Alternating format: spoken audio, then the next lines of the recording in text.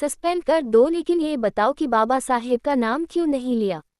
महाराष्ट्र के नासिक स्थित police parade ground में आयोजित मुख्य सरकारी गणतंत्र दिवस समारोह उस समय विवादों में घिर गया जब वन विभाग की महिला कर्मचारी माधुरी जाधव ने मंच से भाषण दे रहे ग्राम विकास मंत्री गिरीश महाजन का खुला विरोध किया। माधुरी जाधव ने कहा कि मंत्री ने अपने संबोधन में संविधान निर्माता डॉक्टर बाबा साहेब अम्बेडकर का नाम नहीं लिया। मौके पर हुए विवाद के बाद अपनी बात स्पष्ट करते हुए माधुरी जाधव ने कहा कि गार्डियन मिनिस्टर ने अपने भाषण में डॉक्टर बाबा साहेब अम्बेडकर का नाम नहीं लिया।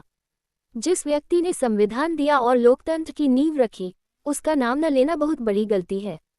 मुझे सस्पेंड किया जा सकता है, लेकिन मैं माफी नहीं मांगूंगी। अब वीडियो सोशल मीडिया पर वायरल हो रहा है।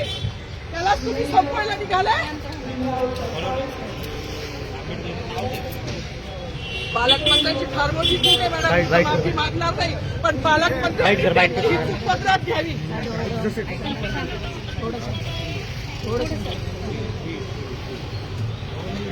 मला मीडियाशी घेणं नाही मॅडम, मला सस्पेंड केलं, मी मारूचे गाड्या उपसी, मी माफी काम करीन, पण बाबासाहेबांची ओळख पुसून येणार नाही, मला सस्पेंड करायचं करू शकता मॅडम। बाबासाहेबाला संपवायचं काम करायचं नाही।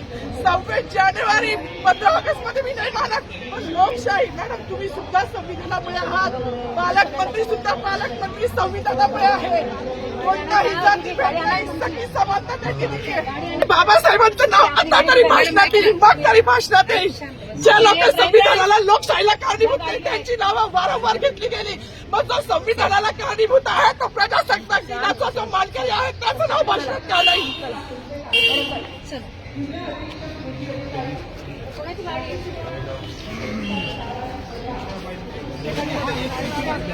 त्यांना रिक्वेस्ट करायला जाणार होती की